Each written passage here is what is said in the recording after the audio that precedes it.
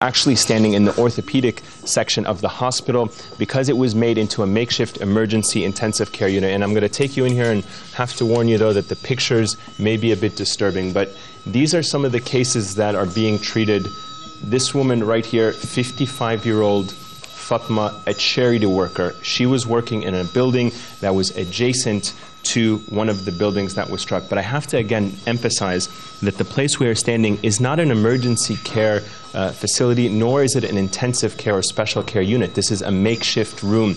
All of these appliances that are being put to use here have been put really on an ad hoc basis relatively quickly as the cases were brought in. Here is another student that is being treated. Now, most of these cases, we are told from the doctors here, are suffering from severe head fractures. They are in a state of coma right now. Their status still a bit unclear. So very disturbing images. Hamas was saying these are the types of people that have been caught in the crossfire in Israel's military onslaught. The Israeli military saying it was targeting security installations. Clearly from these pictures, there were civilians that were caught in that fire. We saw a 10-year-old girl, a 10-month-old girl that was being treated here just a short while ago. Her mother was also wounded. Her sister also killed in an attack as a result of the Israeli airstrike. Now, I'm joined by Dr. Hassan Khalaf, the Director General of the Shifa Hospital. Doctor, thank you very much for joining us. I want to start off by asking you, what is the situation at Shifa Hospital now with the amount of cases that have been brought in today?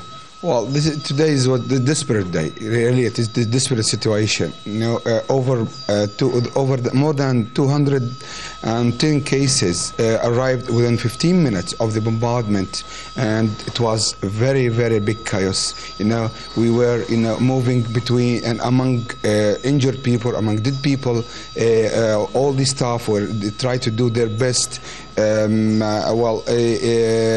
This disaster really, it is more than what we can do, or even more than any big hospital can manage. So really, it was something horrible, really. So we have to manage. We opened the operating rooms. We have already the ordinary 6 operating rooms, but we opened another 4 rooms. Even the maternity hospital, we shift injured people to the maternity hospital instead of deliveries, and we have to open them as an urgency just by primitive things. Now, obviously, there has been an Israeli-imposed siege on Gaza that has depleted the medical supplies of this hospital.